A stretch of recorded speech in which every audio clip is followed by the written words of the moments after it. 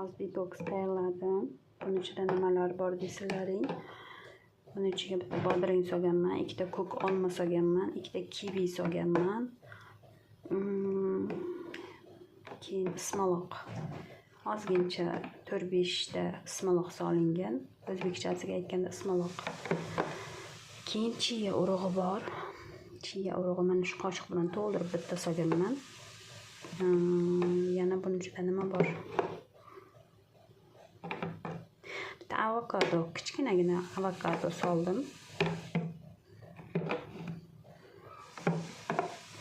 Limon soldim, yarimta limon soldim.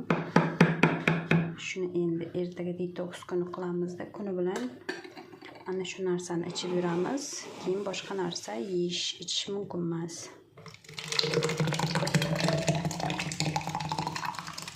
Keyin mineralka suv soldim 2 stakan. Mana bu mineralka suvdan 2 stakan. Mana shunaqa gap. Bu tozalov kuni hisoblanadi ertaga. Bunni organizmda tozalov kuni bo'ladi.